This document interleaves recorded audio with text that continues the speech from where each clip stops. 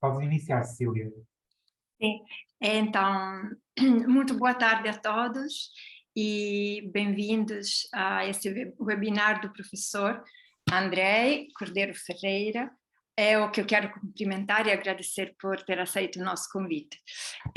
Esse evento foi organizado pela linha de investigação Atégina, que é uma linha de investigação sobre temas ambientais, do Centro de Administração e Políticas Públicas do CAP, da Universidade de Lisboa, em Lisboa, e em particular a organização do evento de hoje foi a cargo do nosso colega Rui Sá, que falou até agora, e pronto, era só para dizer que essa linha de investigação está ligada às várias vertentes ambientais que acontece, não é? Nesse período muito crítico que estamos a atravessar. Então, o tema de hoje é, obviamente, um dos mais relevantes, então estamos muito contentes que o professor André Cordeiro Ferreira aceitou esse convite. E, então, já vou passar a palavra ao colega Rui Sá, que vai apresentar o nosso convidado. E pronto, bom webinar a todos. Obrigado, Cecília. Bom, Obrigada. olá a todas e a todos. Bem-vindos aqui a mais um webinar da linha de investigação do ambiente e narrativas antropocênicas do CAP, o nosso centro de investigação. Antes de mais, permitam-me fazer alguns agradecimentos que são justos, desde logo ao nosso orador, que gostaria muito que tivesse ocorrido presencialmente, mas há de ocorrer, professor André, vamos fazer todos os esforços para que um dia você possa estar aqui conosco. Inevitavelmente eu tenho que agradecer a duas pessoas. À minha colega Fátima Amante, da coordenação da Unidade de Antropologia, e ao Vicente Médici. Na realidade foram eles os instigadores desse encontro, particularmente o Vicente, a quem eu agradeço em especial por ter sugerido o nome do professor André para termos este encontro. Será ele, como antigo aluno, que fará a sua apresentação. E alguns agradecimentos institucionais também são devidos ao CAP, ao nosso centro de investigação, particularmente à sua presidente, a doutora Sónia Sebastião, e em especial ao secretariado, na figura da Daniela Pereira, que nos ajudou a divulgar e toda a tramitação do processo para a realização deste evento, e também, em particular, ao Gabinete de Marketing e Comunicação do ISCSP, que elaborou o cartaz e também ajudou na divulgação. Um obrigado por este trabalho de equipa que foi criado para podermos estar todos juntos hoje aqui. O tema que hoje vai ser discutido, intitulado Energia, Poder e Cultura, a Guerra e a Crise Climático-Ambiental no século XXI, é um evento que surge no momento em que a energia está em discussão num problema global de gestão de crise climática ambiental, e como o professor André refere, é parte de uma das estratégias de reprodução e desenvolvimento do próprio modo de vida moderno capitalista. Ora, à volta disto, tentarmos perceber o que é que se está a ocorrer no mundo, a uma escala global, em termos do setor energético, como é que ele se intersecciona com questões de poder, que o professor André nos vai tentar estimular a perceber melhor estas circunstâncias da atualidade. O conflito militar na Ucrânia fez disparar o preço do gás natural, pôs a nua a dependência que muitos países tinham desse gás natural, sobretudo russo, as secas devido, inevitavelmente, às alterações climáticas, têm vindo a provocar uma quebra na produção de energia hidroelétrica.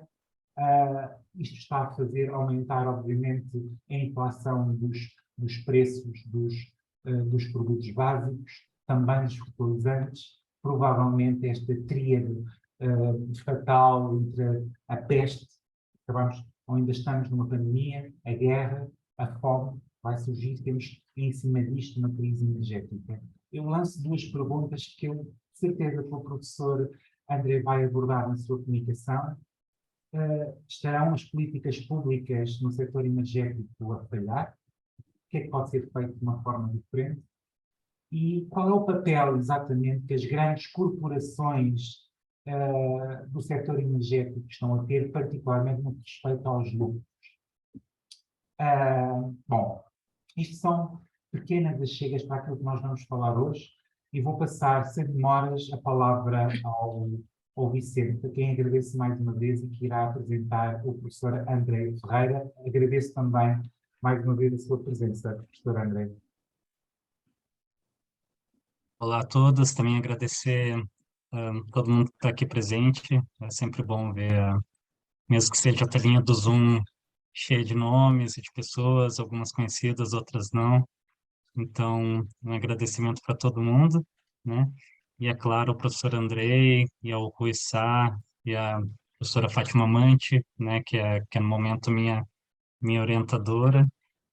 E, bom, vou fazer uma breve apresentação do Andrei, né, que eu admiro muito, assim, né, além de ser um amigo, é também agora meu co-orientador nesse doutoramento, e que vamos ter agora, né, essa oportunidade de ver ele falar um pouco sobre esses assuntos tão essenciais, né, nesses novos tempos, assim. O professor Andrei Cordeiro Ferreira, então, ele é professor adjunto da Universidade Federal do Rio de Janeiro, do curso de Desenvolvimento, Agricultura e Sociedade e do programa de pós-graduação em Ciências Sociais dessa mesma universidade.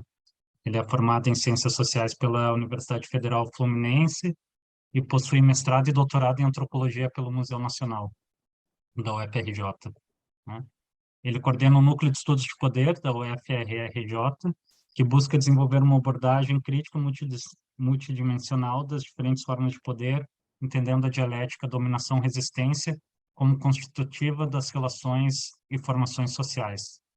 Então, passando assim bem por alto, né, o professor André ele tem muitas áreas de interesse de investigação, mas destaco, né, a sociologia das insurgências, as relações de dominação e resistência, movimentos sociais, insurreição, sindicalismo e teoria anarquista, movimentos e organizações indígenas, autonomia e autogoverno, antropologia política, claro, né, e antropologia do território, os processos de territorialização, conflitos de terra e território, terras indígenas, né, e agora, atualmente, ele está desenvolvendo a pesquisa Ecologia Cultural e Política da Energia, não sei se esse é o nome ainda, né? Qualquer coisa o Andrei depois me corrige. E também a pesquisa Insurgências, Autonomias e Crises do Sistema Mundo, né? Então, sem mais delongas, já vou passar a fala então para o professor Andrei, novamente deixando meus agradecimentos por esse momento, né? Pelo privilégio desse momento. Muito obrigado.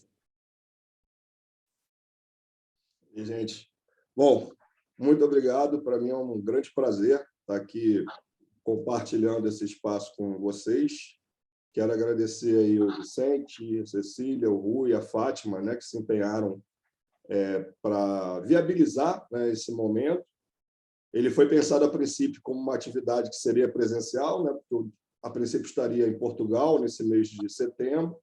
Acabou que a viagem teve que ser adiada e espero no futuro poder encontrar os colegas para poder conversar, trocar e aprender com vocês de forma presencial, direto, né? No futuro breve, né?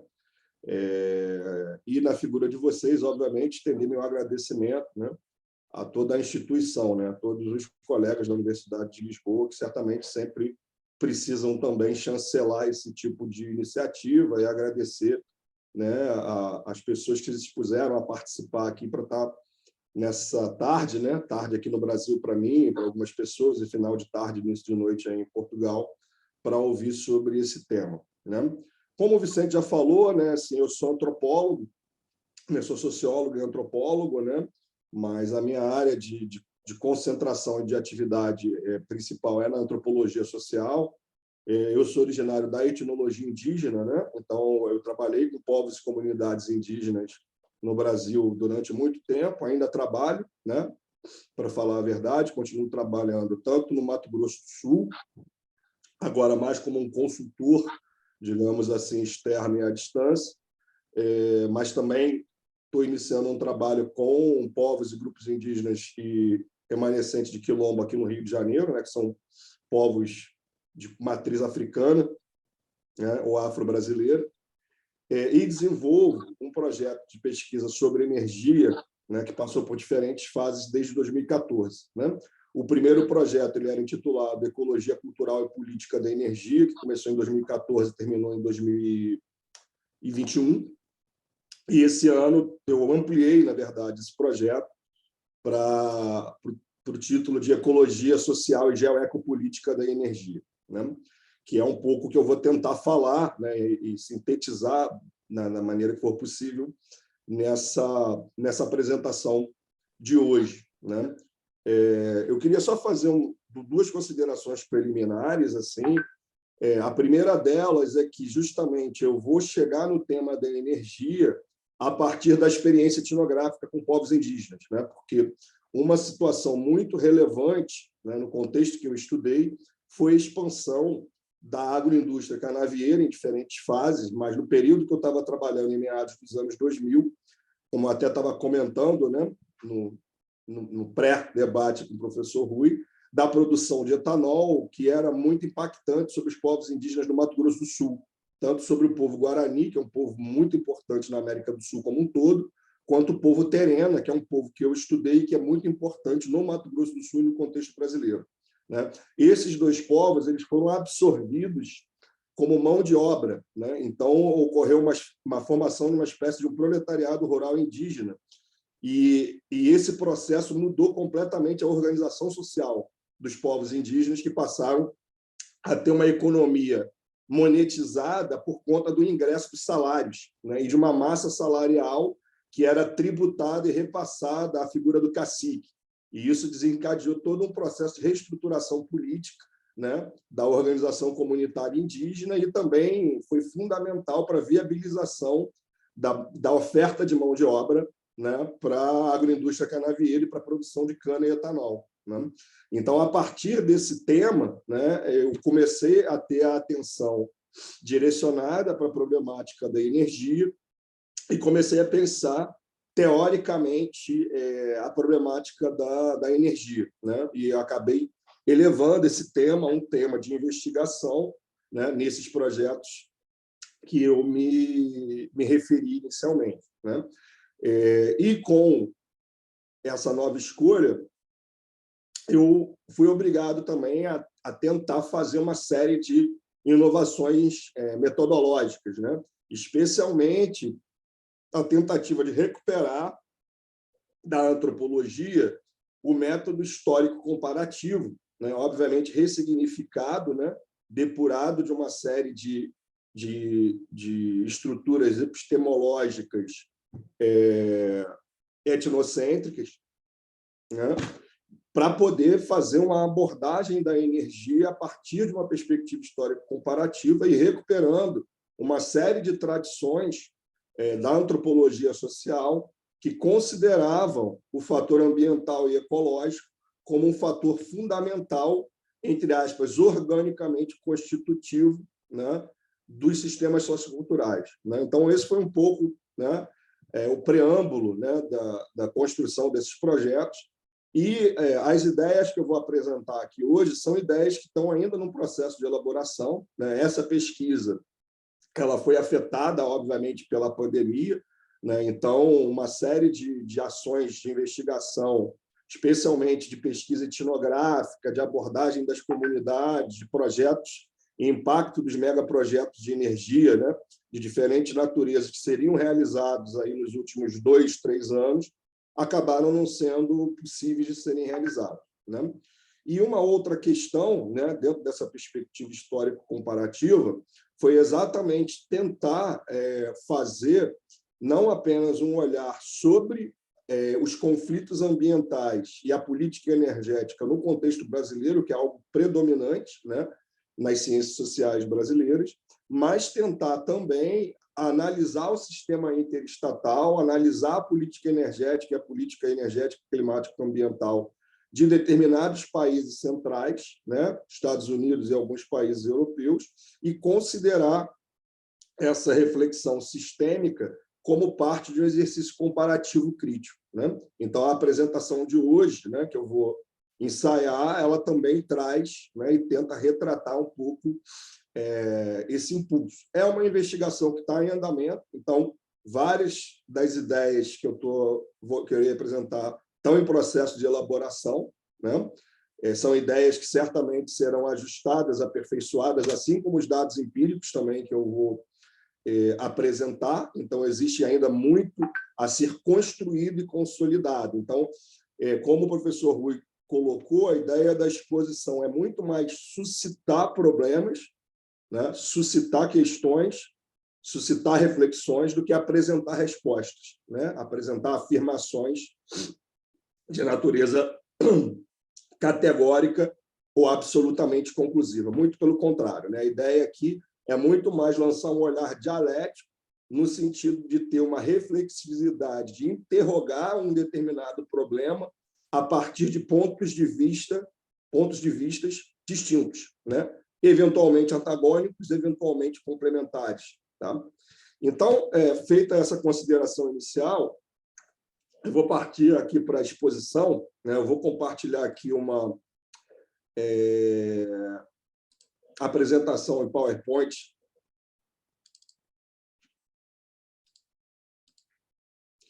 que eu desenvolvi, né?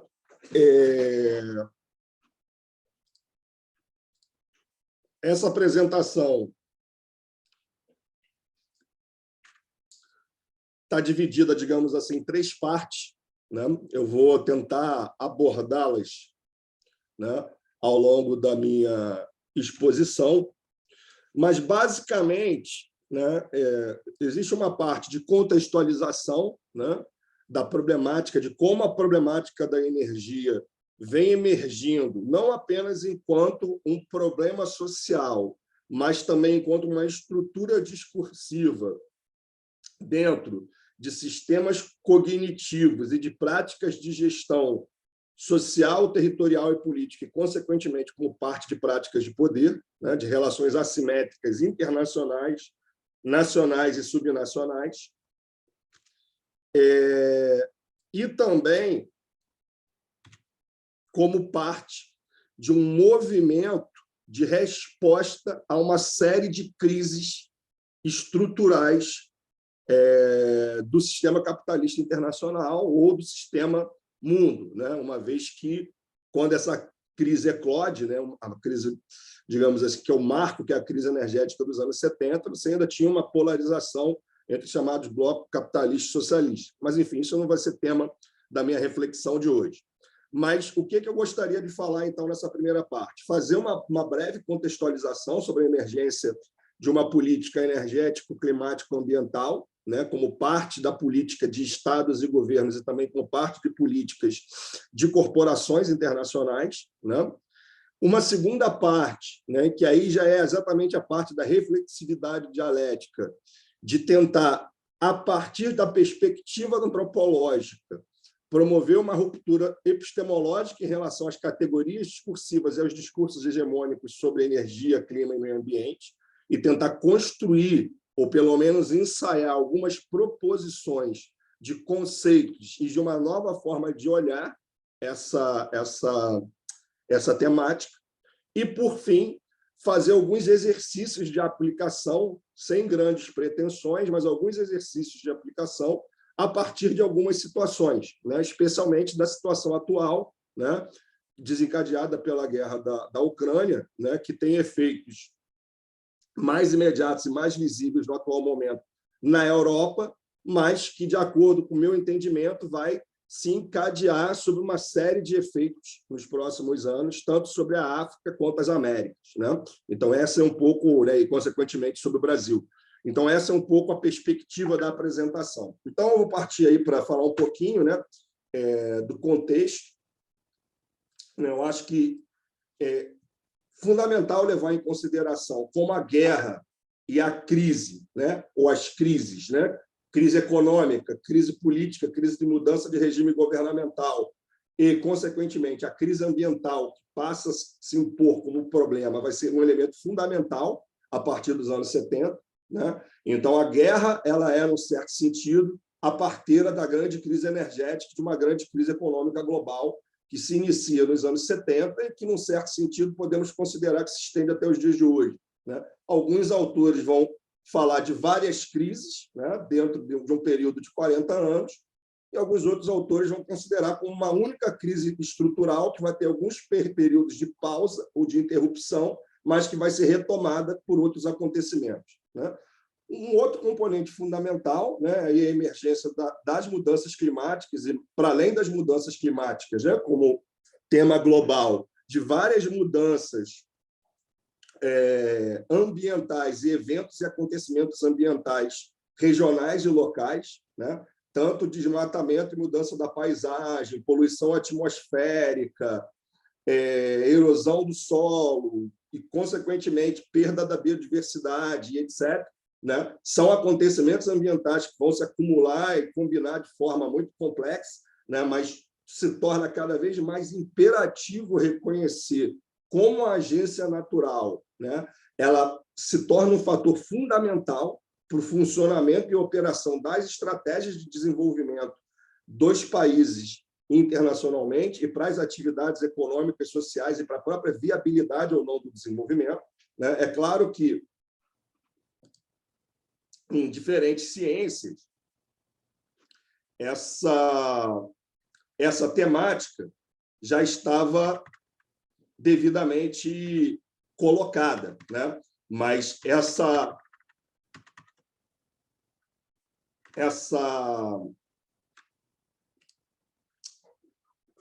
a partir dos anos 70, esse imperativo, né, vai se colocar para a sociedade como um todo, né? Vai deixar de ser apenas um componente reconhecido pela comunidade científica, né, para ser um componente da própria política global. Então, um outro ponto que vai ser extremamente importante, né, e que eu acho que não é tão visibilizado, é justamente Andrei, como... desculpa. Oi. Eu não sei se os slides estão aparecendo aqui. Não sei se já está mostrando os slides. Estou sim, já compartilhei. Ok. Não sei se é para todos, mas aqui está... Parece que está mostrando congelado no primeiro. Está congelado no No 11º. primeiro? Calma aí. Deixa eu interromper aqui a... Questões técnicas sempre surgem. Eu desconfiei, eu estava desconfiado. Será que... E agora? Ainda não. Ainda... Então, vou interromper aqui o compartilhamento. Eu vou compartilhar de novo.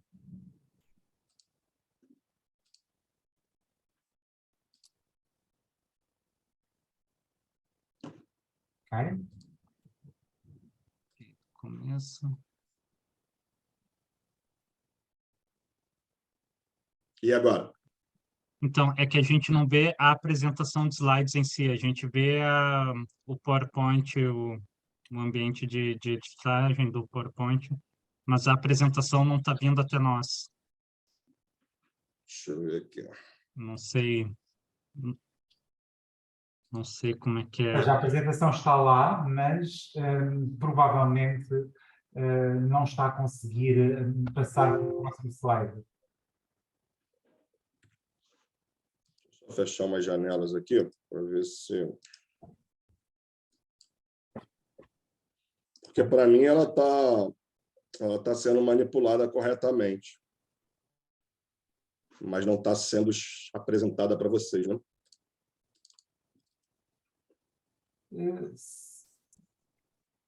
Professor André, se tentar colocar aqui no modo de apresentação, aqui embaixo, talvez o ecrã fique completo e seja mais fácil para passar os slides. Calma aí.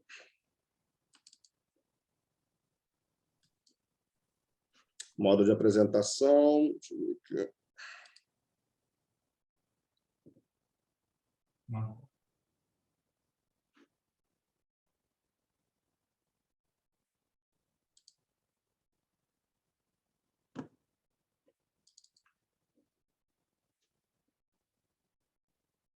Não está a dar. Eu desconfio que ele esteja fazendo o modo de apresentação, só que daí aparece para ele e não aparece para nós. Nós continuamos vendo esse workspace. Exato. Deixa eu ver aqui se eu Não. consigo localizar aqui o modo de apresentação, anotação, remoto. Como se- Qualquer das formas, eu tenho aqui a apresentação. Se Uhum. posso tentar partilhá-la a partir daqui. Uhum. Me dizendo quando é que eu tenho que mudar o slide, professor André. Perfeito. Ok, então interrompa a sua apresentação e eu vou tentar colocar a partir daqui. Perfeito. Por isso eu vou...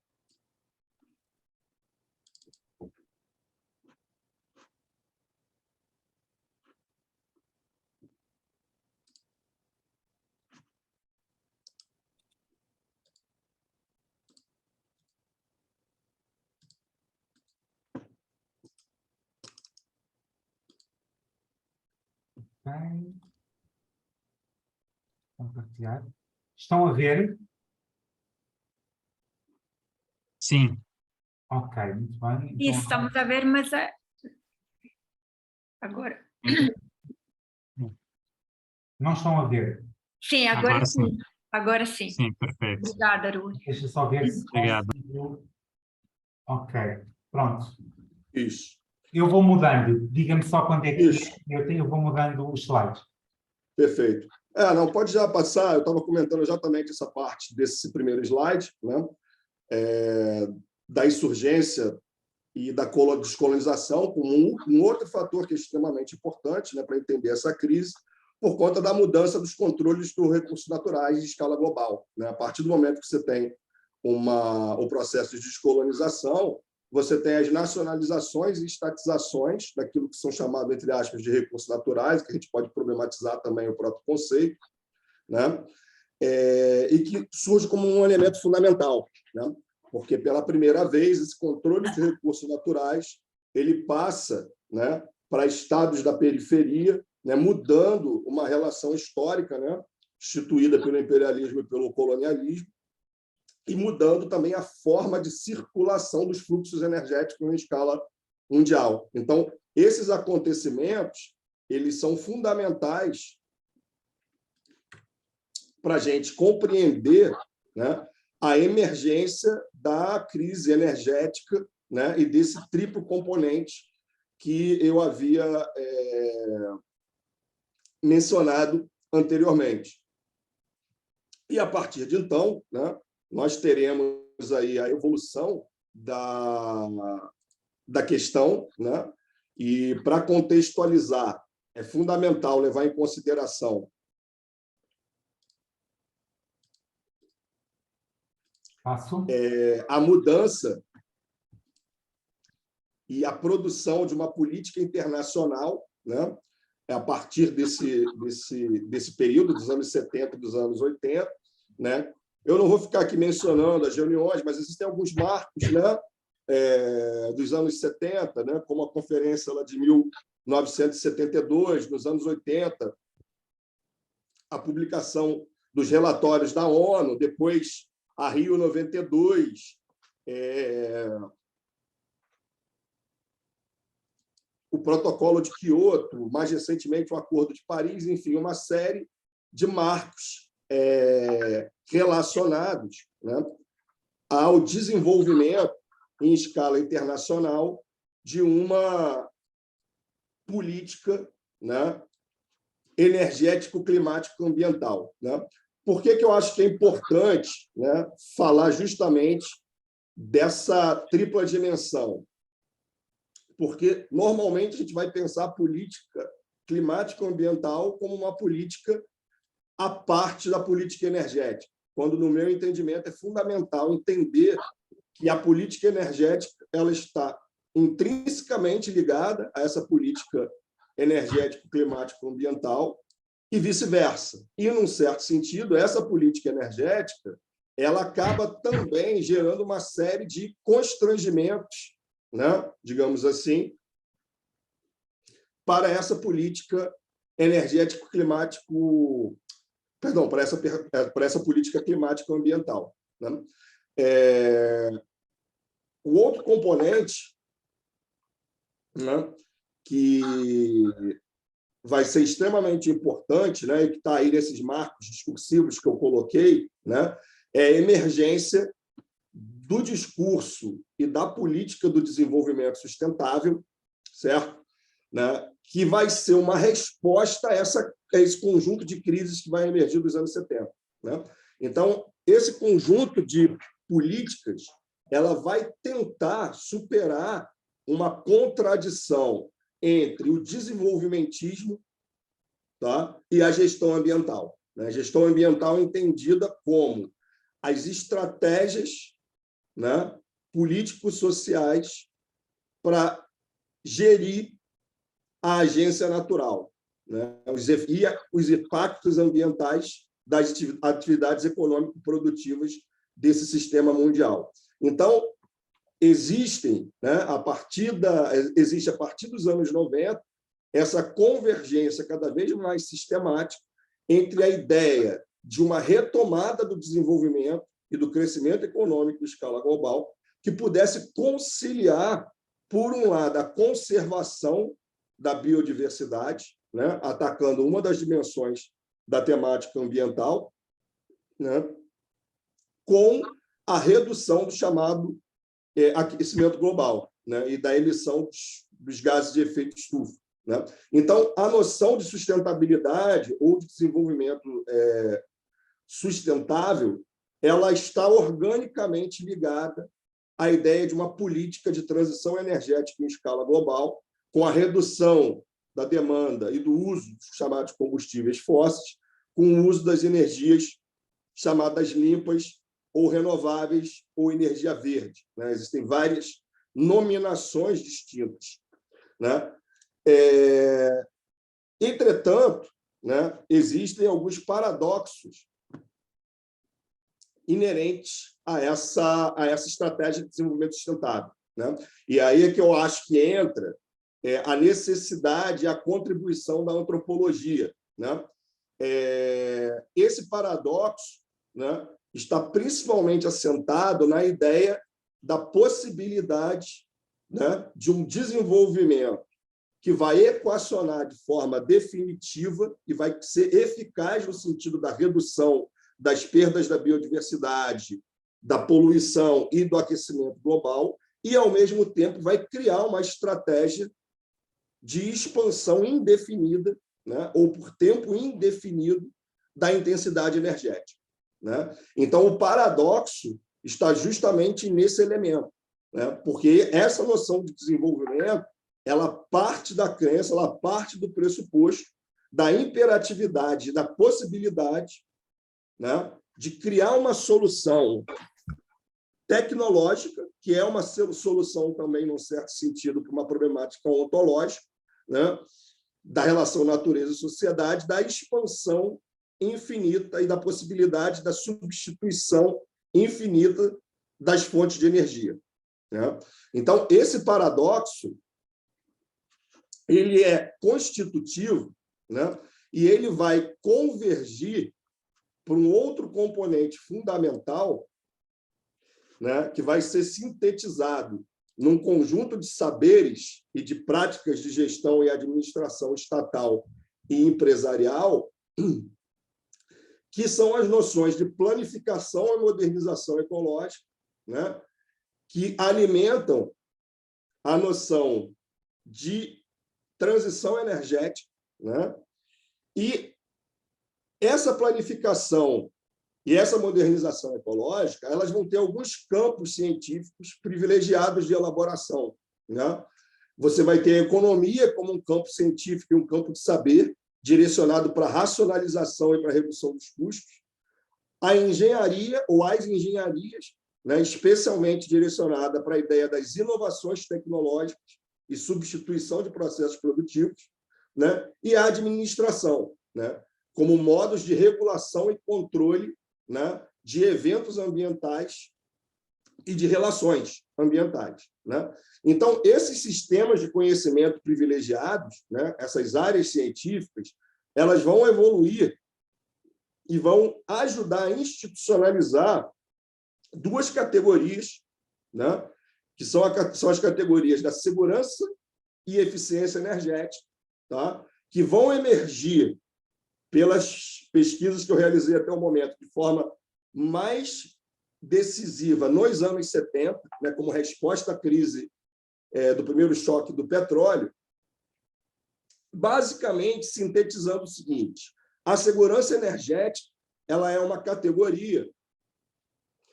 que está preocupada com a segurança da ótica do Estado, ou seja, assegurar o controle do abastecimento e a manutenção do fluxo energético, ou seja, do acesso às reservas de recursos naturais energéticos, né?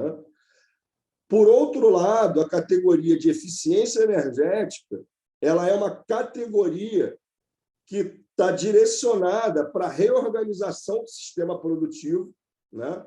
Do sistema de maquinaria, das tecnologias, substituindo processos,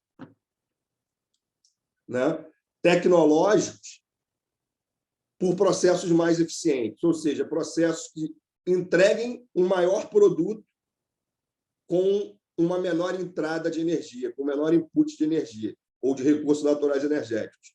Então, o que acontece? Esse sistema de conhecimento, né, e esse sistema discursivo, essa formação discursiva, ela foi se consolidando paralelamente aos mecanismos de política internacional, tanto do sistema ONU quanto dos diferentes estados nacionais, e ela está ainda, né, instituída como uma forma hegemônica ou quase hegemônica, se a gente não quiser ser tão categórico, né, de pensar e olhar a questão energética. E ela direciona, ao mesmo tempo, a forma como a gente compreende a chamada questão energética, ou questão energética, climática e ambiental, né, e limita, no meu entendimento, né, as possibilidades de crítica. Então, nesse sentido, a minha preocupação principal foi justamente relativizar esse discurso, né, relativizar o discurso da eficiência e da segurança energética, que está muito presente na área de engenharias, no discurso das ciências sociais aplicadas, da economia, da administração, e criar uma outra forma, né? Esse é o exercício que eu estou tentando desenvolver, né? Uma outra leitura da questão energética, climática e ambiental, ou das relações de interação entre energia, clima e meio ambiente, né? E superar, num certo sentido, e romper epistemologicamente com os quadros cognitivos do desenvolvimentismo e também do desenvolvimento sustentável. Obviamente, eu não estou dizendo que essas categorias, esse sistema de conhecimento, sejam sistemas de conhecimento errados, né? Ou sistemas de conhecimento completamente descartáveis.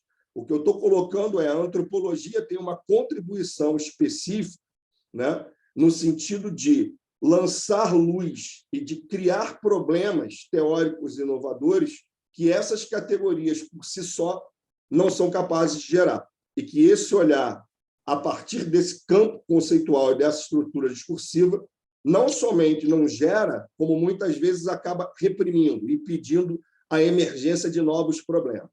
Tá, ok? Então,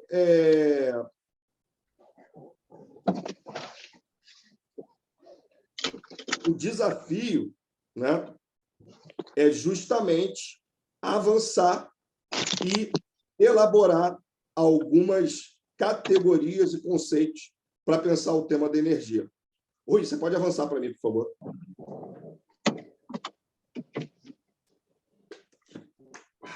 Neste slide? Pode ser o próximo. O próximo, ok. Isso, exato. Então, o que acontece? Eu vou falar agora um pouquinho da parte teórica, né, que eu estou tentando desenvolver a partir da antropologia, no sentido exatamente de como fazer um contraponto a essas estruturas discursivas e às práticas de poder associadas, né, a partir de um movimento de insubordinação epistemológica. Né? Então, primeiro ponto, essa necessidade, né, de libertação dos quadros cognitivos e da forma de legibilidade, né, gerada pelas categorias e pelos problemas teóricos e políticos da segurança e eficiência energética. Né? Pensar a partir de outros problemas. Né? A necessidade de pensar um conjunto de categorias para enfatizar outras relações. E daí eu venho tentando pensar justamente nos termos que eu chamo de heteronomia energética e de infrapoder energético, que eu vou falar mais adiante. Então, a ideia é justamente contrapor os problemas legados por essa estrutura discursiva, né, com outras categorias e uma outra formulação crítica. Nesse sentido, né, eu tentei recuperar alguns autores da antropologia social e cultural que desenvolveram abordagens sobre o tema da energia. E aí eu vou mencionar aqui alguns autores que são estratégicos, não são os únicos, mas que são estratégicos. O primeiro deles é o Leslie White, né, que tem uma obra vasta sobre o tema, especialmente uma trilogia, né, em que ele vai fazer a seguinte proposição: pensar os sistemas socioculturais a partir do método histórico comparativo, ou seja, na longa duração, mas pensar os sistemas culturais como sistemas energéticos. Pode avançar, Rui, por favor. Então, uma das primeiras proposições que ele vai fazer, o Leslie White, é justamente de que a cultura é um sistema termodinâmico, ou seja, ele vai aproximar o conceito de cultura de um conceito da física, mas basicamente para dizer o quê? Que o sistema sociocultural ele depende o tempo todo de transformações energéticas e de fluxos energéticos. Tá? Esse é um componente fundamental que mais à frente eu vou poder detalhar, mas é basicamente a ideia que ele também vai enunciar é que, ao longo da transformação das sociedades humanas na longa duração, né, ele está pensando desde a Revolução Agrícola até o período contemporâneo, existe um aumento progressivo do que ele chama de intensidade energética, ou seja, a sociedade passa a se transformar, os sistemas socioculturais passam a se transformar em função, né, do aumento da capacidade de transformação de energia e dos fluxos energéticos.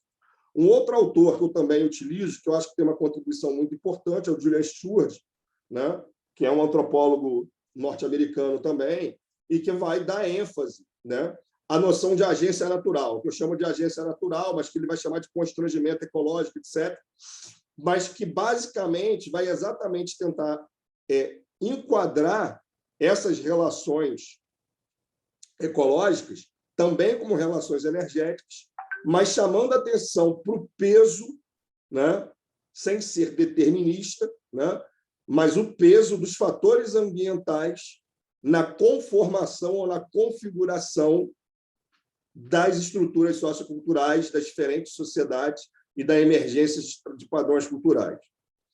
Mais recentemente, são publicadas várias obras, mas tem uma que eu considero extremamente importante, que é um livro chamado Culturas da Energia,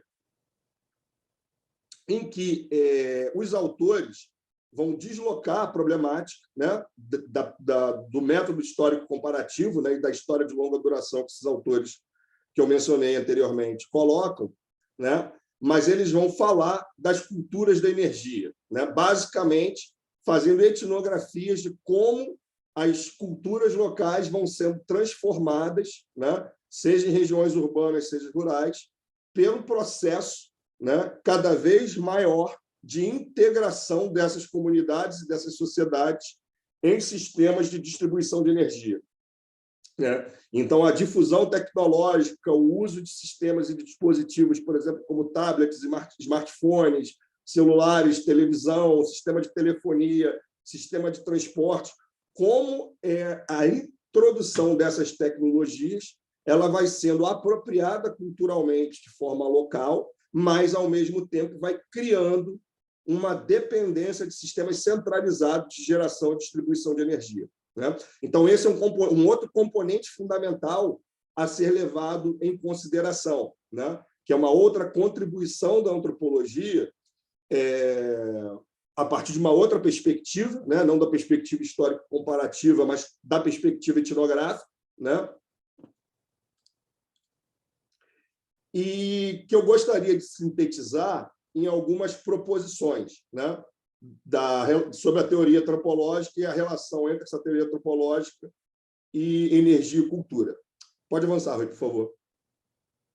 Então, assim, a primeira síntese, né, a partir dessas contribuições, é justamente de que toda revolução sociotecnológica, e lá na cabeça do Leslie White, ele tem dois grandes marcos, né? O primeiro marco é a Revolução Agrícola, de 10 mil antes do presente, né? As chamadas grandes revoluções agrícolas em todos os continentes. Ele vai colocar um outro grande marco, que ele chama da Revolução dos Combustíveis, no século XVIII, né? Com a emergência da energia a vapor, depois do carvão, depois do petróleo, né? E existe um terceiro grande marco que a gente poderia colocar, que é justamente uma... E aí é uma pergunta que a gente tem que se lançar, se a gente está vivenciando uma nova revolução energética a partir dos anos 70, em razão da política de transição para fontes chamadas alternativas, limpas ou verdes de energia, né? Então, esses marcos, né, que ele aponta sintetizam justamente essa primeira proposição, que toda revolução sociotecnológica ela implica uma transição energética e processo de centralização do poder e de integração e desintegração, né? O segundo ponto é o aumento da intensidade energética, implica mudanças nos sistemas de conhecimento, na cultura e na sociabilidade, né? Maior intensidade energética leva a maior concentração do capital cultural e também de formas de poder, né? E, consequentemente, em termos ambientais, quanto maior é a transformação da matéria, né, da relação energia-matéria, né, maior o peso da agência natural sobre as sociedades humanas, né? Então, isso seria, no seu conjunto, digamos assim, né, uma síntese de algumas das pressuposições, né, e das contribuições teóricas dessa abordagem antropológica. Bom, eu vou passar, então, para a fase posterior. Ô, Rui, quanto tempo me resta ainda, só para poder me controlar aqui? 15 minutos. Perfeito. Eu vou tentar aqui falar, então, rapidamente da ecologia social, né, que ela vai introduzir justamente a reflexão sobre as relações de assimetria e dominação, né, e aí eu já começo a trazer para a reflexão contemporânea. Quer dizer, basicamente, duas ideias do Bookchin são fundamentais. O que ele vai chamar a atenção, o Murray Bookchin? Que nos anos 70, a resposta à crise energética foi uma resposta que ele chamou de ecotecnocrática, né? Que a opção pela política de transição energética foi de megaprojetos centralizadores de poder que reforçavam um determinado modo de vida ocidental, né, e etnocêntrico, num certo sentido urbano-industrial, que levava à centralização do poder e que levava também a essa concentração de capital cultural e tecnológico. Então, essa problemática ele vai identificar já nos anos 70, né, e que vai acompanhar, no meu entendimento, grande parte dessa política de desenvolvimento sustentável e dessa política energética, climática, ambiental, né, de diferentes formas. É óbvio que não é a única forma dessa política, mas é uma característica da política hegemônica, especialmente da opção desenvolvimentista de vários estados e também de determinadas estratégias corporativas que precisam controlar os recursos naturais, né? Então, esse componente, né, me levou justamente a pensar dois elementos fundamentais, né? Primeiramente, como a energia, né, uma vez que ela é um fator fundamental, né, da reprodução dos sistemas socioculturais e das sociedades, né, que ela não pode ser considerada como um mero recurso natural, né, que a própria noção de recurso natural é uma redução economicista e tecnicista, né? O segundo lugar, há uma dimensão, né, de expropriação coletiva e individual que acompanha a necessidade da expansão da intensidade energética, ou seja, da expansão e de geração de energia e da própria política de transição energética, né? E, consequentemente, existem formas de dominação e hierarquia. Então, o problema principal, né, é justamente como, no interior dessa política energética, climática e ambiental, dessa estratégia de transição energética, vão surgir novas formas de heteronomia, né, e que eu chamo de heteronomia energética. O que isso implicaria? Implicaria, basicamente, né, na despossessão, na tomada do controle dos fluxos energéticos e dos chamados recursos naturais energéticos por formas de poder centralizado, né, e por formas corporativas, né, e privatistas de controle desses recursos naturais, né? Então, acompanhando essa necessidade de elevação da produtividade, por exemplo, né, preconizada pela noção de eficiência energética, e, por outro lado, pela noção de segurança energética dos estados, uma justificação, né, da luta por controlar fluxos energéticos e recursos naturais energéticos em escala global, né? E isso leva a uma nova estratégia de produção de heteronomia. Heteronomia, eu estou entendendo como a relação oposta à relação de autonomia, ou seja, a heteronomia é ser governado, né, ou ser controlado, ter suas relações controladas a partir de fora, né? Ser determinado no seu destino, na sua forma de organização a partir de fora, por outros poderes que não os poderes constitutivos de uma determinada coletividade. Essa relação de heteronomia energética, ela vem se constituindo, ela vem se reestruturando desde a política de transição energética adotada nos anos 70, em escala global, e ela vem se manifestando de diferentes formas, né? Com essa expropriação da sociedade civil, com a expansão do poder corporativo sobre o controle de reserva de recursos naturais, com a tentativa de mudar os regimes de propriedade, né, levando à desnacionalização de determinados países, com outras guerras que implicam a reestruturação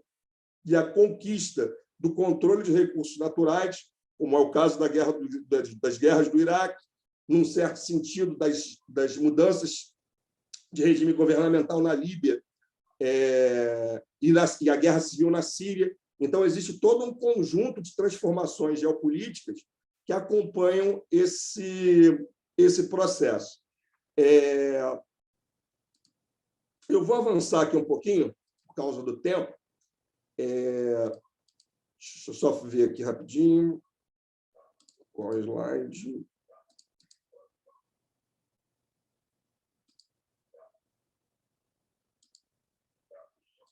Pode avançar para mim, por favor, o slide, para o seguinte. Esse slide, você pode dar um play aí, que ele é um videozinho com a evolução da matriz energética mundial, né? E ele mostra como essa matriz energética vai se transformando, mas permanece ainda extremamente dependente do petróleo, do carvão e do gás, né? Então, é extremamente interessante, né, observar como, mesmo no interior dessa política energético-climática ambiental, nós ainda estamos dentro de uma determinada estrutura sociotécnica, né, em que os recursos naturais, né, energéticos e a própria matriz energética, ela obviamente sofreu transformações, né? A Europa mudou sua matriz energética relativamente, porém, em termos globais, você tem outros locais de emergência, de industrialização, de reutilização de formas de energia que têm um impacto ambiental extremamente significativo. Pode avançar também para o próximo slide. Que aí a gente tem, né, a comparação dessa matriz energética, né, em escala internacional de alguns países e de algumas regiões do mundo. Pode avançar o próximo slide também. Aí são os dados sobre as emissões, né, de gases de efeito estufa né, do GEE, mostrando a diferenciação regional, né, e como a Revolução Chinesa tem impactado em escala global também nessas emissões. Pode avançar, Rui, por favor. Aqui eu acho que um elemento importante, né, que está associado a essa afirmação que eu fiz inicialmente sobre a heteronomia energética, mas que diz respeito especialmente a essa desigualdade, né, por exemplo, da distribuição dos próprios efeitos, quer dizer, a participação desigual de acordo com grupos de renda, isso está associado às diferenças socioculturais e diferenças também de padrão de vida, de modo de vida nos diferentes continentes, mas como os grupos de renda contribuem de forma diferente para a emissão de gases de efeito estufa e, consequentemente, para determinado padrão de mudança ambiental em escala regional e global, né? Esses dados são dados que são extremamente interessantes para levar à formulação de determinadas perguntas, né? Eu acho que não são dados conclusivos, até porque não existe uma correlação direta, mas isso ajuda a pensar justamente como a situação de cada país e de cada região ela é extremamente desigual, seja nas relações internacionais, seja na relação internacional. Perdão, seja na relação internacional, seja na relação subnacional. Pode avançar, Rui, por favor. Então, assim, já para começar a amarrar aí algumas considerações finais, né, é fundamental pensar justamente como a guerra, né, e as grandes crises têm sido um elemento fundamental para reestruturar e desencadear essas políticas de transição energética. Isso aconteceu nos anos 70 e isso está acontecendo agora, né? A guerra na Ucrânia ela tem desencadeado, né, processos similares, né, de reestruturação energética. Pode avançar, Rui, por favor. E aí, para pensar também essas relações de heteronomia energética, eu coloquei 3 indicadores que são bem significativos, né, que são os que eu estou tentando exercitar. Em primeiro lugar, a dependência do fluxo de recursos naturais energéticos. O segundo, a dependência tecnológica de sistemas que empregam recursos naturais energéticos de determinados tipos. E o terceiro, o controle das reservas de recursos naturais energéticos, né? Então, existe um problema de dependência comercial, um problema de inovação ou difusão tecnológica, um problema de regime de propriedade. Esses 3 problemas não se apresentam de forma homogênea, nem todos os países se enfrentam exatamente os mesmos problemas, mas essas questões são questões que são inerentes a isso que eu estou chamando de heteronomia energética, né? E elas são indicadores da existência dessa relação de heteronomia energética, ou seja, de uma dependência de forças externas ou de forças que você não controla, que têm pouca incidência sobre as decisões. Pode avançar, Rui, por favor. Então, assim, para poder já começar a amarrar as minhas conclusões, né, assim, eu acho que existem vários exemplos, mas eu vou pegar aqui um exemplo mais recente e que diz respeito à Europa, mas que vai ter consequência também sobre outras regiões, né, por um efeito de encadeamento das cadeias mercantis e das políticas internacionais, que foi esse programa REPowerEU, né, e aí eu acho que tem um componente tanto estratégico, né, que vale a pena ser mencionado, que foi exatamente a tentativa de acelerar uma transição energética tecnológica para diminuir a dependência comercial, né, do gás russo e de toda a situação geopolítica que foi gerada. Existe, eu acho, um outro elemento que é bem importante, que aí é de uma análise simbólica, né, de como a expressão power em inglês tem uma dupla significação, né, tanto de poder, né, quanto de energia, de força, né, no sentido energético do termo. Então, essa ideia do repower ela deve ser lida também, em um certo sentido, como uma retomada do poder num cenário geopolítico, né? E o principal objetivo, pelo menos foi isso que eu consegui entender da análise dos documentos da Comissão Europeia, é justamente de reequilibrar a balança de poder na Europa, né, que a crise explicitou, né, a crise gerada pela guerra explicitou modificações ou mudanças de tendência na balança de poder. Pode avançar, Rui, por favor. Aí são algumas das ações, né, do programa, né? Eu acho que destacaria aqui algumas ações que são interessantes, além dos investimentos, né, nos projetos e nos megaprojetos de geração de energia alternativa, né, existe a flexibilização do licenciamento ambiental. Esse eu acho que é um componente bem interessante, né, porque isso também está associado a outros contextos, como, por exemplo, do Brasil. No momento que se teve a necessidade, lá nos anos 2000, de fazer um grande pacote de desenvolvimento em energia, por conta dos chamados apagões, das crises de abastecimento, por conta das secas, etc., que foi um fenômeno muito importante no final dos anos 2000, no final dos anos 90 e início dos anos 2000, a diminuição dos reservatórios de água para geração de energia elétrica, né, ocorreu um grande processo e uma grande pressão para a flexibilização do licenciamento ambiental e das leis ambientais relativas ao controle dos megaprojetos de energia. Então, esse é um componente importante dentro do pacote, né? Além disso, estão aí já anunciadas, né, pelo chanceler alemão, construção do gasoduto, né, que passaria por Portugal, Espanha, França, para levar gás para a Alemanha, a mudança das relações com a África, né, no sentido da aquisição de gás e de petróleo também do continente africano, expandir, né, seja da Líbia, seja da Nigéria, são várias hipóteses que estão sendo levantadas, né? Então, essas estratégias que estão sendo delineadas, desenhadas, elas mudam as relações dentro da Europa, mudam as relações também com a África e também vão ter impactos já anunciados sobre outros continentes. Pelo menos virtualmente, esses impactos estão começando a se desenhar. Pode avançar, Rui, por favor.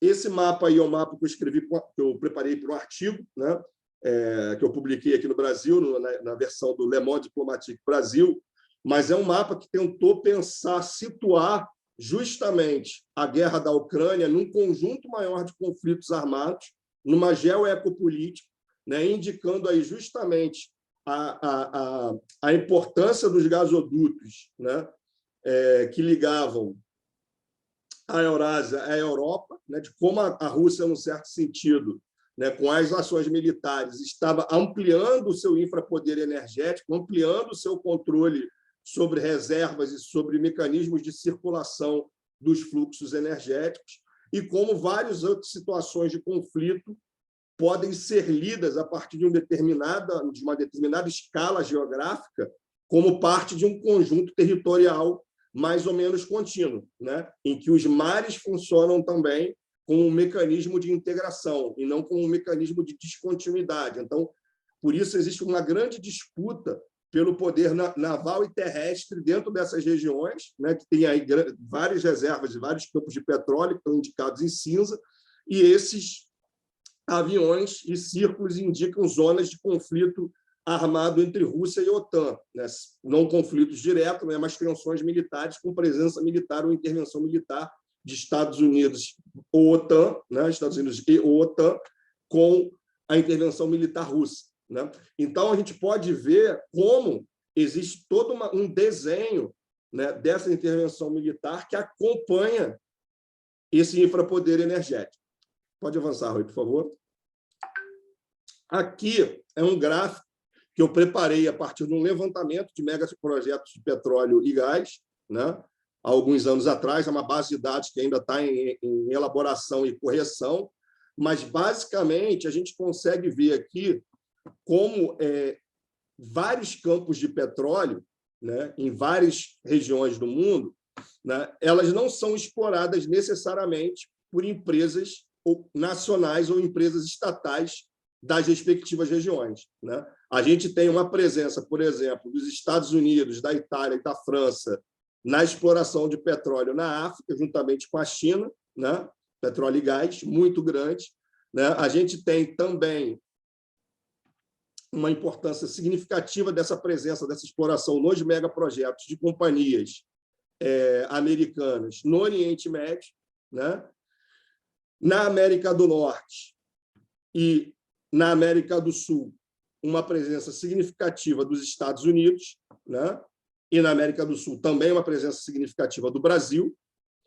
Mas o que eu gostaria, né, de pegar dessa informação, já para ir amarrando as minhas conclusões, é que esses dados sobre os megaprojetos de petróleo e gás, eles indicam exatamente sobre como o poder corporativo de determinados estados ele vai gerando uma transformação das relações de propriedade e ele possibilita um controle das reservas de recursos naturais e dos fluxos energéticos, independentemente do regime de propriedade nacional. Quer dizer, o colonialismo, que antes implicava um regime de propriedade estrangeira direta dos recursos naturais, foi substituído pelas nacionalizações e pela descolonização por regimes de propriedade estatal.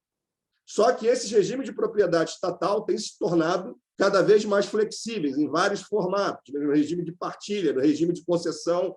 E essa mudança do regime de propriedade, só para pegar o exemplo do petróleo e, eventualmente, do petróleo e do gás, possibilita que uma relação de heteronomia se constitua pela presença do capital estrangeiro, que vai reconfigurando e se apropriando por meio do investimento estrangeiro direto, seja da infraestrutura de produção, seja da infraestrutura de transporte de gás. Então, existem relações de heteronomia energética que não são necessariamente visíveis, única e exclusivamente quando a gente fala, por exemplo, da distribuição das reservas de gás ou das reservas de petróleo ou das reservas de recursos naturais. É preciso perguntar quem exerce o poder contratual de exploração legal e legítima de produção e circulação desses recursos naturais e energéticos. E essa é uma dimensão fundamental, e nesse sentido, esse componente está acompanhando a crise energética atual. Pode avançar, Rui, por favor? Então, o que eu gostaria de chamar a atenção para poder concluir aqui a gente tem um outro cenário, né? A gente tem uma nova política de transição energética sendo esboçada por conta de mais uma guerra no cenário internacional. Dessa vez, essa guerra está impactando de forma muito decisiva os países centrais e a balança de poder entre os países centrais. Essa guerra está conjugada com os efeitos de outras guerras na Eurásia e no norte da África, com efeitos da pandemia, com efeitos de crises econômicas globais sucessivas desde 2008, de diferentes dinâmicas, né? E ela está conjugada também com dois outros elementos fundamentais, né? Além dos processos de dominação que ocorrem e são fundamentais e que se expressam em relações de heteronomia e que tendem a se intensificar por meio dessa política de transição energética marcada por essa referência hegemônica a partir da lógica da soberania e da lógica da mercadoria, né?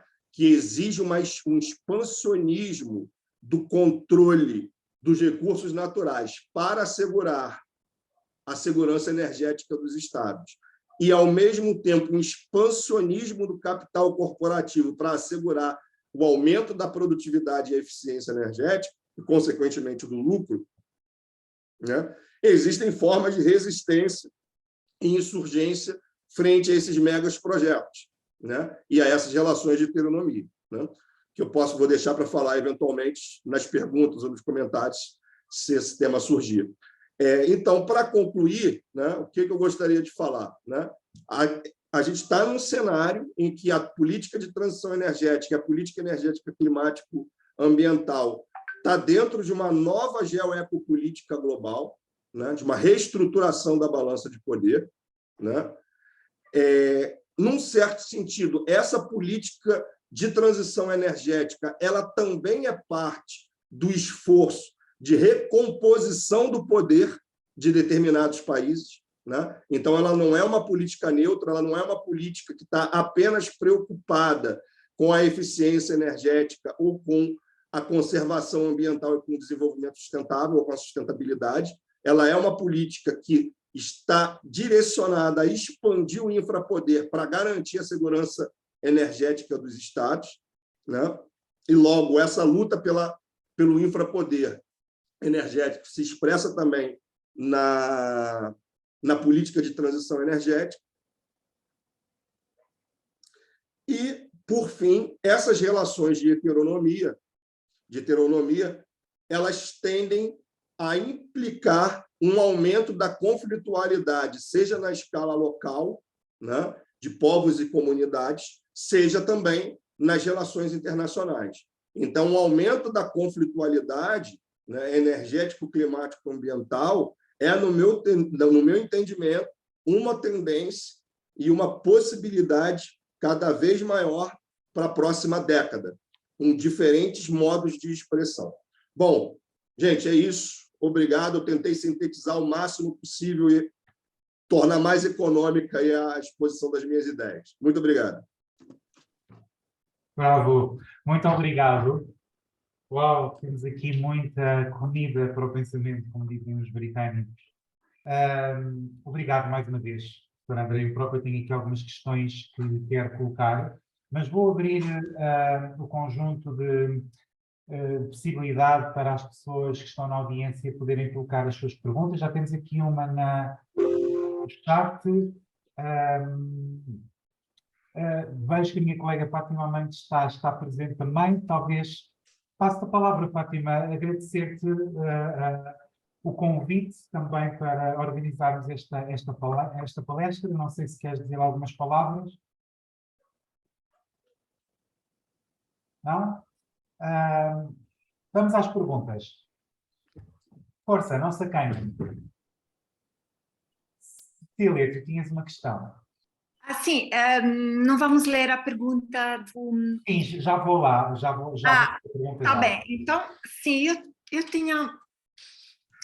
olha, antes de mais, agradeço imenso essa palestra. Gostei muito do resumo de todo o processo, mudanças de paradigma, etc, etc. Eu, como participei... assim, em formas, não digo de resistência, insurgência, mas em vários movimentos ecologistas nos décadas passadas, eu estava a perguntar qual se já considerou, como gostei também desta coisa da antropologia como estratégia de mudar os paradigmas, se já considerou e trabalhou com a teoria do decrescimento de Serge Latouche, porque esta pode ser uma forma também de resistência e insurgência que, claro, é uma resistência acadêmica, mas é algo que vai contra todo esse tipo de política energética. Então, esta era a minha primeira pergunta. E a segunda era também como no Brasil esse tipo de resistência, de insurgência estão a surgir. O que é que pode dizer sobre isso? Obrigada, obviamente. Obrigada, muito obrigada. André, queres responder? Pode ser, prefere fazer uma pergunta e responder ou fazer um bloco e responder o bloco? Como preferir. Geralmente é mais dinâmico nos webinars, pergunta-resposta, é mais dinâmico. Tá. Sim. Bom, Cecília, obrigado aí pelas questões. Não, com esse autor eu ainda não trabalhei, né, com essa noção de decrescimento, porém, existe uma ideia que eu não coloquei aqui, enfim, para poder também... não dá para expor tudo que a gente está desenvolvendo, eu priorizei algumas questões, mas uma ideia, por exemplo, do Bookchin, que está associada à crítica que ele faz a esses megaprojetos energéticos, é a noção de desacumulação, né? Que é, no certo sentido, análoga, né? Apesar de ter no meu entendimento, um enfoque ligeiramente diferente, né? Mas pega pelo seguinte aspecto, né? Assim, você precisa de uma política de desacumulação e uma política de desconcentração, né? A política de desacumulação ela tem um caráter mais proativo, porque ela diz respeito a incidir sobre a redistribuição do capital ou da renda nacional, né? Então, nesse sentido, significaria, por um lado, você acabar ou restringir, acabar é um termo forte, mas começar a colocar restrições sobre a perspectiva de uma acumulação indefinida, né? Então, com essa política de desacumulação do capital corporativo, você desestimularia também uma política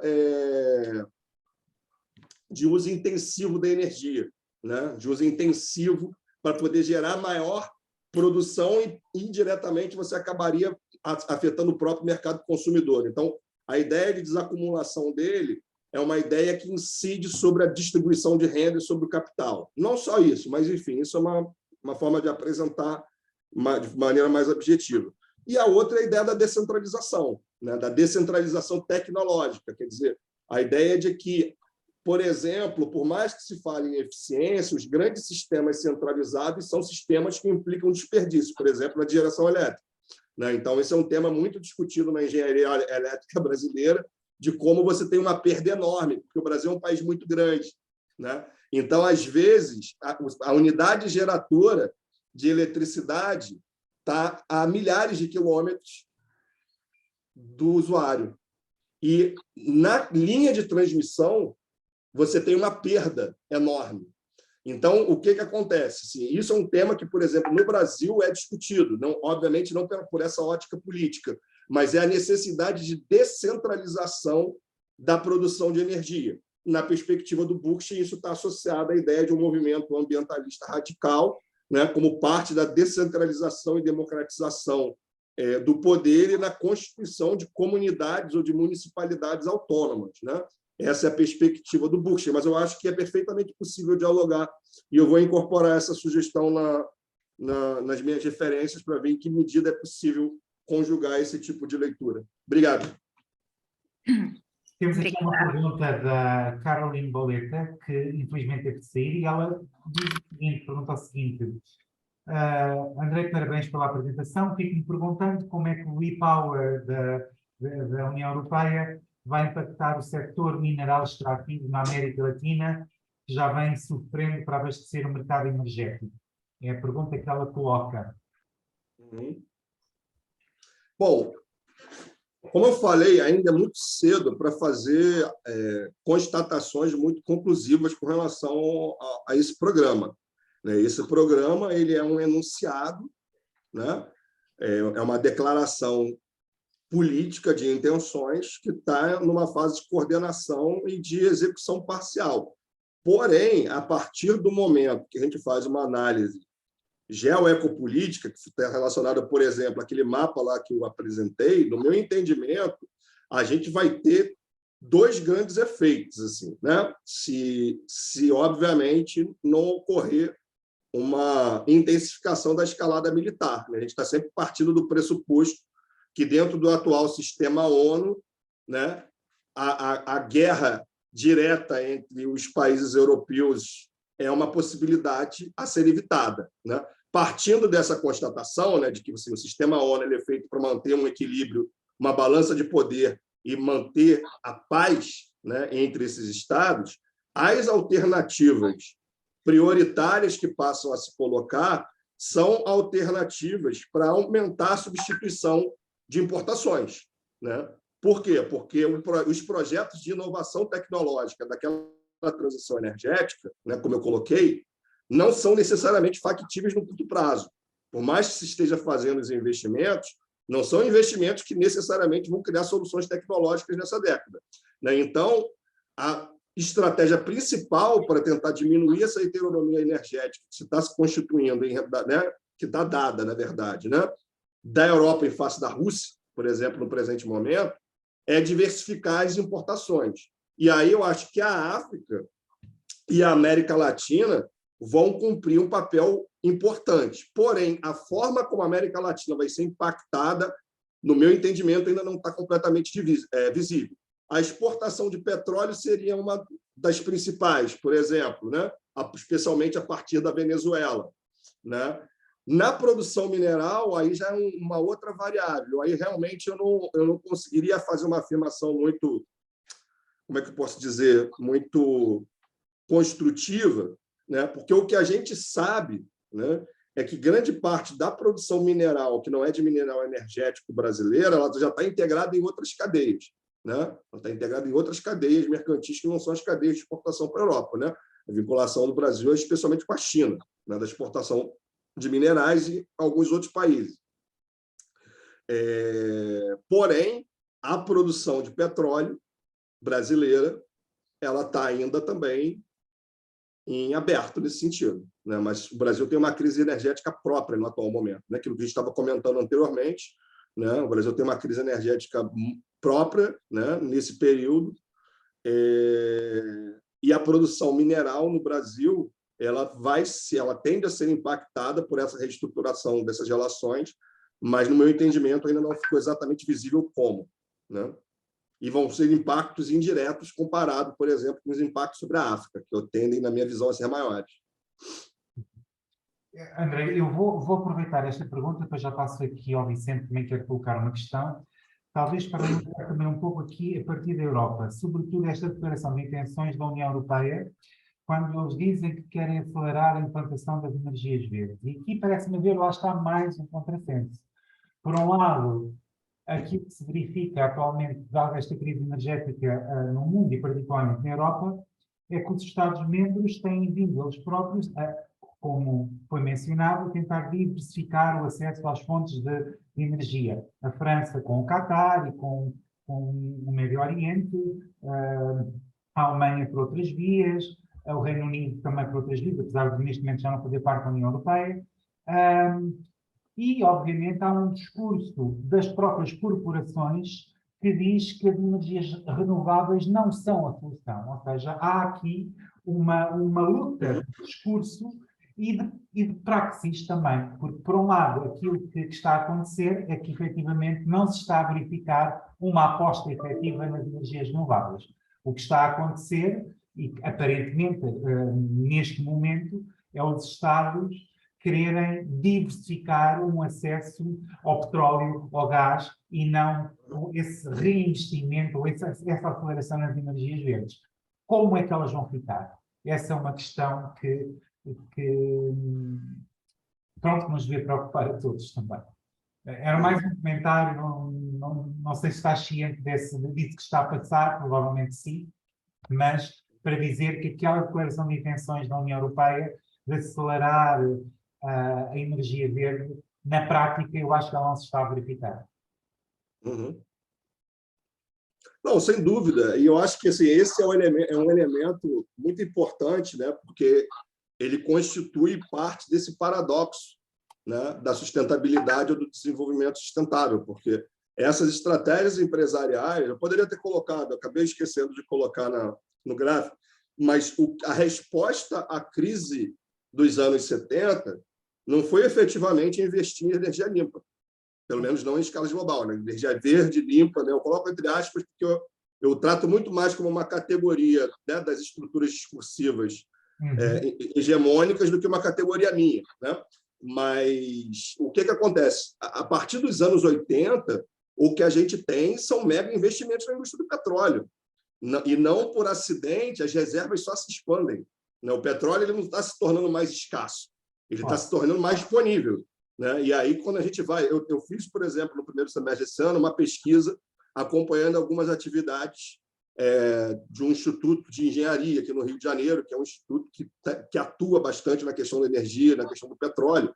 E isso é muito visível, assim, porque é inerente a essa indústria, né, expandir a sua própria capacidade técnica, né? Então, a capacidade de recuperação, por exemplo, de reserva de petróleo, especialmente da indústria petrolífera brasileira, ela aumentou muito, né? E assim, o que se fala aqui no Brasil, por exemplo, sobre a Petrobras, é que a Petrobras ela tem tecnologia para recuperar cada vez em mais águas profundas. Então, a possibilidade, por exemplo, do Brasil não é nem de perto, né, de diminuir, por exemplo, a importância do petróleo, muito pelo contrário, né? Então, esse paradoxo, né, vem desse sentido, porque, assim, por um lado, você tem essa estrutura discursiva que reconhece, por exemplo, a crítica oriunda dos movimentos ambientalistas e da comunidade científica sobre o peso, né, do componente ambiental, internaliza e tenta transformar numa política.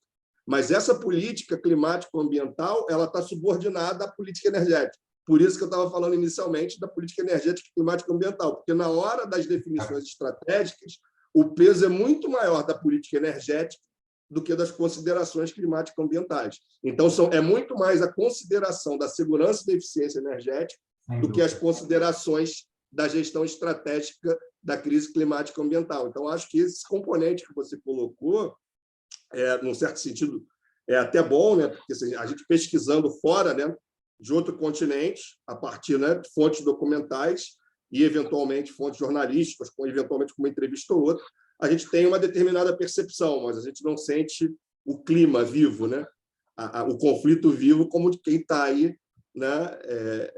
No momento. Então, assim, eu acho que esse componente faz parte dessa estratégia de poder, né? Porque você anuncia, por um lado, essa política, e aí ela fica muito mais por conta de investimentos estatais de longo prazo, enquanto essas empresas e corporações vão apostar na revolução tecnológica do petróleo, como foi a empresa, por exemplo, como foi o fracking nos Estados Unidos. Exato. Né? Se a gente considera o impacto do fracking na produção de petróleo dos Estados Unidos, eu não lembro os dados aqui de cabeça, mas é absurdo, porque a produção se expandiu enormemente por causa de uma inovação tecnológica. Né? Então, agora, isso tem a ver com essa noção da eficiência energética. Né? Eficiência energética não é eficiência, entre aspas, ecológica. Claro. Não está preocupado com a eficiência ecológica do sistema. Né? Então, por mais que se tente criar uma racionalidade sistêmica, climático-ambiental, a política energética ela acaba suplantando, né, a discursividade e a política climático-ambiental em favor da expansão do petróleo e do gás, que eu acho que vão continuar crescendo.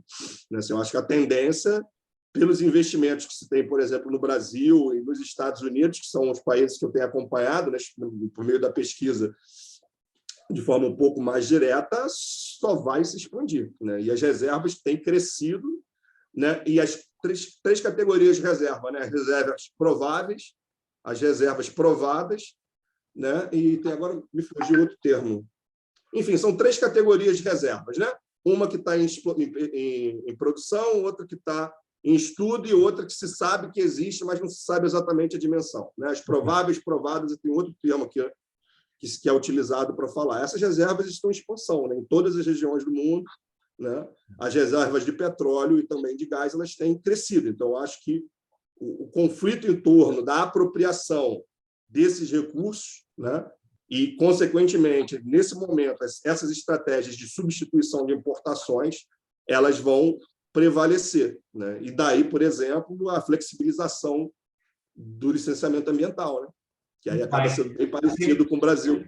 Obrigado, André. Temos aqui várias questões. Vou passar a palavra rapidamente ao Vicente e depois já temos aqui mais 2 pessoas no chat para colocar questões. Vicente.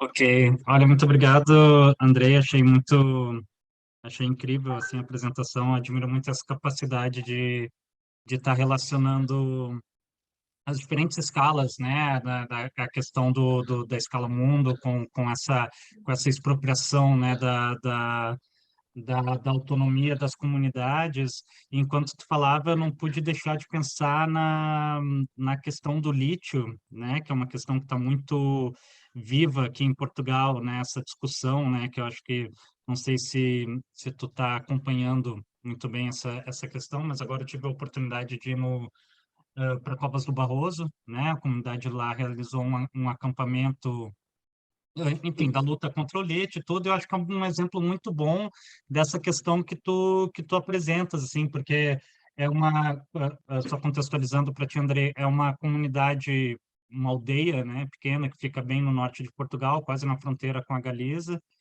e que tem lá grandes reservas de lítio e está se fazendo um projeto vai ser uma mina a céu aberto, de grande escala, vai modificar completamente o ambiente, assim, e é uma região onde ainda tem muito verde, tem várias reservas florestais, assim, e para fazer isso estão modificando muita coisa. Grande parte da comunidade ainda se rege, tem um regime de propriedade que é os baldios, né, que são tipo terras comunais, né, que são muito comuns em algumas aldeias aqui em Portugal, e vai ser justamente sobre essas terras onde vai ser construído essas minas, assim, o que implicou uma necessidade de mudanças da legislação e tudo. Então, completamente uma expropriação da autonomia desse povo, que é um povoado de 138 habitantes, né, já envelhecido, que obviamente não foi feito nenhum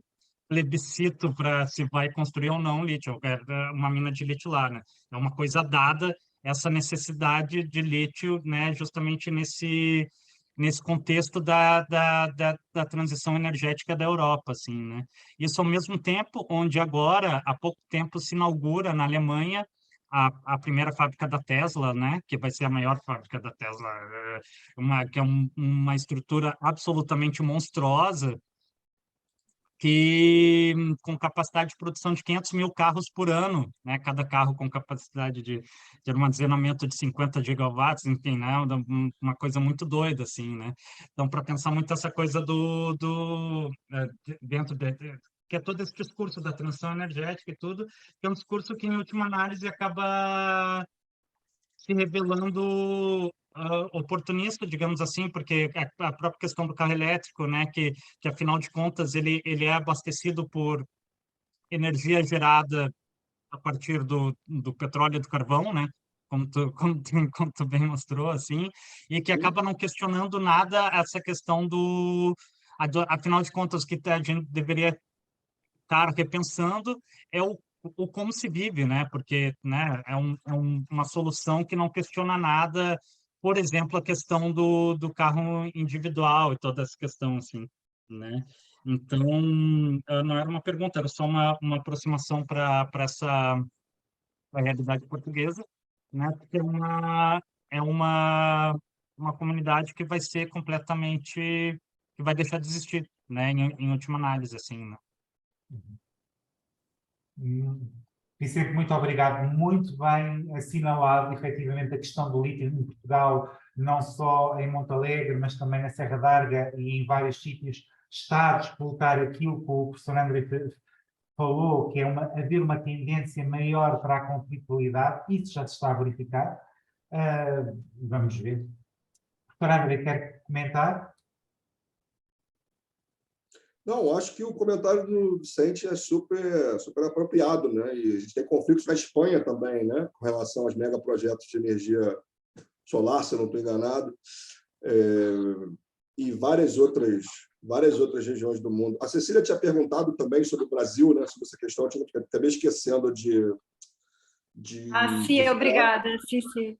Mas vou aproveitar a deixa do Vicente. Assim, o Brasil assim, tem uma série de conflitos, né, ambientais e de diferentes naturezas. Assim, eu posso mencionar aqui o caso e todos eles relacionados, às vezes, diretamente ou indiretamente à energia, né? Porque no caso do lítio que o Vicente estava colocando, né, ele é um minério que é destinado a produzir dispositivos técnicos para armazenamento de energia, né? Então, um dos principais destinos das reservas de lítio é também uma espécie de reserva energética, né? Então, quer dizer, você pensa essa situação que o Vicente estava descrevendo tem exatamente a ver com esse modo de vida urbano-industrial, né?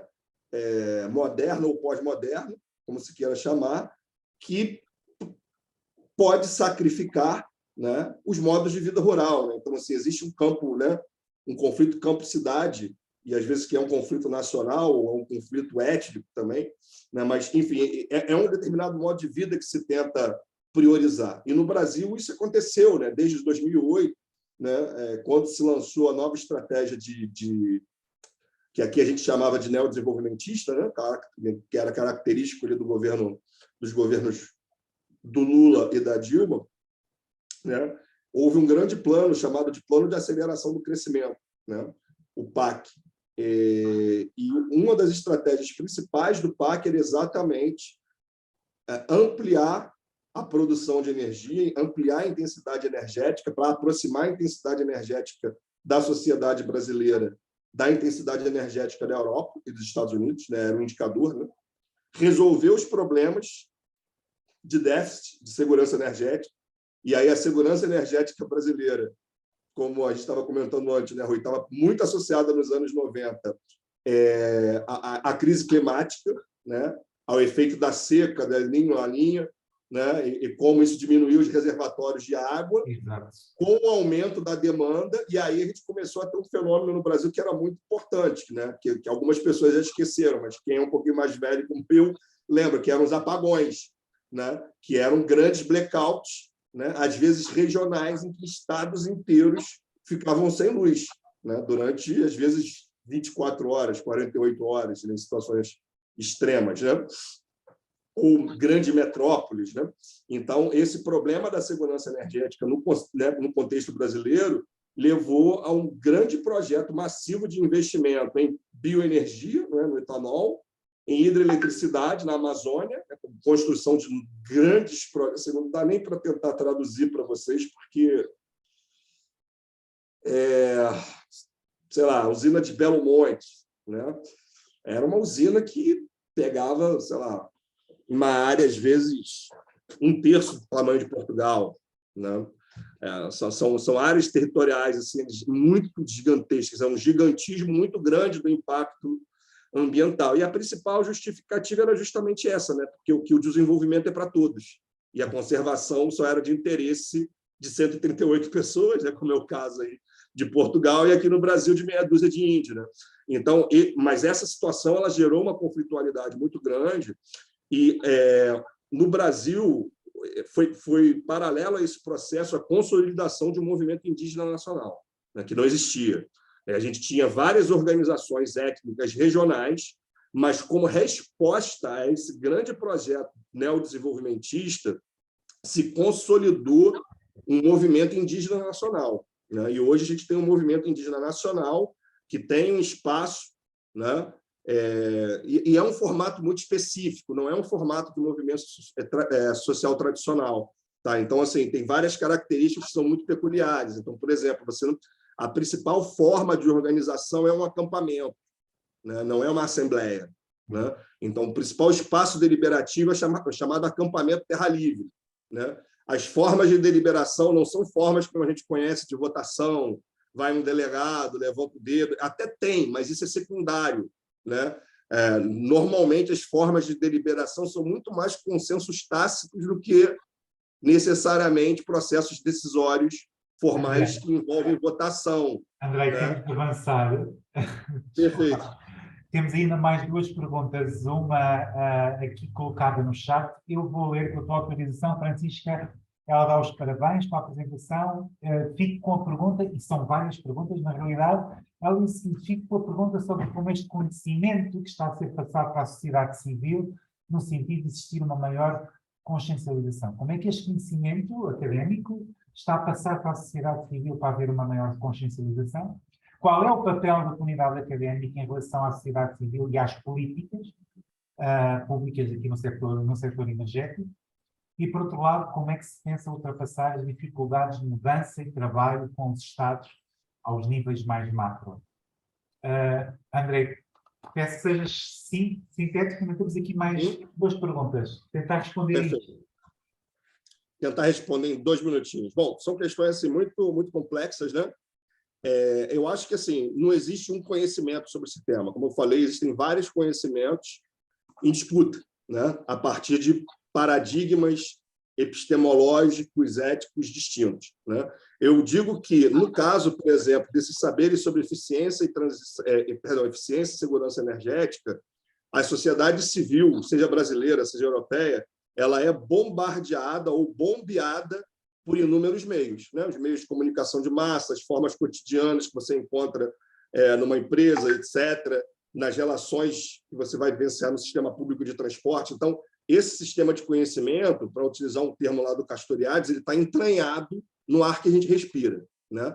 A crítica já é diferente. A crítica ela ainda surge, né, por práticas de resistência local, ela gera conhecimento. Existe também diferentes tipos de comunidade científica que cumprem um papel importante na difusão dessa crítica, e os movimentos sociais organizados, né? Tanto os ambientalistas quanto outros movimentos sociais que muitas vezes pautam a necessidade da mudança de um paradigma desenvolvimentista, né, para um paradigma crítico, né, da desacumulação, da desconcentração, do decrescimento, enfim, o termo que a gente queira utilizar. Então, deixa eu só ver se eu respondi aqui as 3 perguntas. Temos também a Aline. Sobre... Aline Brás, queres colocar a pergunta diretamente? Oi, boa tarde. Boa tarde. Bom, primeiro, parabéns aí pela apresentação, André. Acho que suscita diversas questões, né? Muita coisa.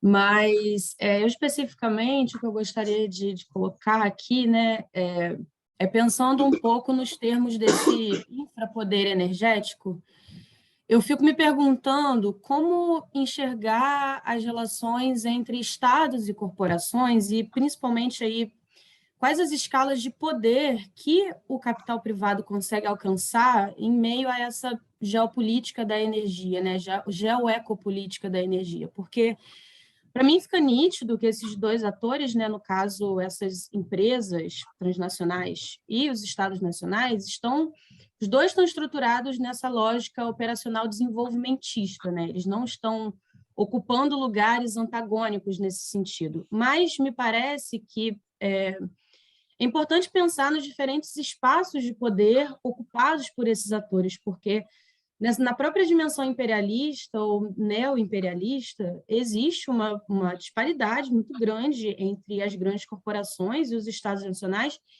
que ocupam posições de dominados nessa geopolítica, né, e não de dominadores. Enfim, eu me pergunto por quais caminhos que a gente pode pensar e enxergar esse infrapoder quando a gente coloca esses dois atores na própria perspectiva histórico-comparativa, né? Que é essa estrutura apontada aqui na exposição, enfim. Muito obrigado, Aline. André, rapidamente, para dar uma resposta. Eu acho que assim, existem várias chaves de leitura para pensar essa situação. Eu acho que a gente só tem que tentar escapar de leituras unilaterais, né? Eu acho que nem tanto reificar a ideia de uma dominação unilateral e absoluta e nem tanto romantizar as possibilidades de resistência. Então, assim, eu acho que hoje a gente tem um cenário internacional de uma distribuição de poder que ainda é altamente concentrada nos Estados Unidos e no norte da Europa, né? Especialmente. Né? São os grandes países, os grandes estados, né? E são os países que controlam as maiores corporações e que têm um grande controle, como eu mostrei ali no gráfico anterior, né, sobre as reservas estratégicas de petróleo e gás, que continuam sendo e vão ser aí nos próximos 40 anos o núcleo da reprodução energética da sociedade capitalista do sistema mundial. Né? Por outro lado, o controle, assegurar o controle, né, e exercer esse infrapoder energético por meios não militares está se tornando cada vez mais complexo e mais difícil. Eu acho que esse que é um elemento fundamental. Então, a gente tem vários exemplos que a gente poderia mencionar. O exemplo lá que o Vicente está pesquisando, por exemplo, na região da Síria, né? Da Síria até o norte do Iraque. Né? Você tem não apenas a presença militar dessas potências como os Estados Unidos, né? E potências da OTAN e forças da ONU, eventualmente, né? Mas você tem uma série de forças militares locais, cada uma delas apontando em direções completamente diferentes, né? Desde o confederalismo democrático até o fundamentalismo islâmico, né? E a gente tem outras situações, por exemplo, né? Como foi, por exemplo, a situação da Venezuela, né? Tem um outro colega aqui no Rio de Janeiro que estuda, né? Pesquisa a Venezuela, mas em que, por exemplo, a emergência do chavismo, a partir de um movimento, né? Da conjugação de um movimento de massas, né? Com o movimento da cúpula militar do Exército, levou a uma refundação do Estado venezuelano. Né? E isso mudou completamente o equilíbrio de forças numa região estratégica que é a Venezuela, que é o segundo país, né? A segunda maior reserva de petróleo do mundo, né?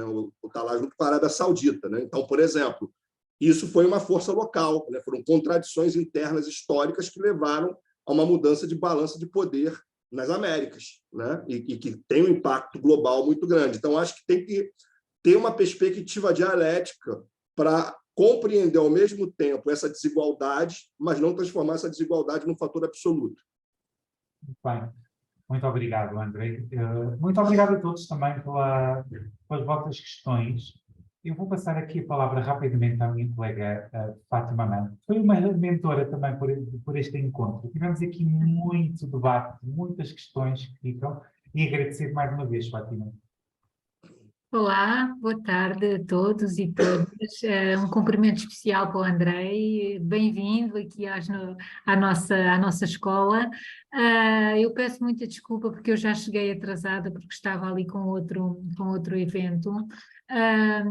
Mas sim, gostei muito de o ouvir e acho que vamos ter aqui uma colaboração interessante também através do Vicente, que o orientamos. Acho que vamos ter aqui uma colaboração interessante. Agradeço ao Rui, também e à Cecília, terem também tornado possível aqui este webinar e este final de tarde tão interessante e tão participado, devo dizer, tão participado. Muito obrigada a todos. Obrigado, Fátima.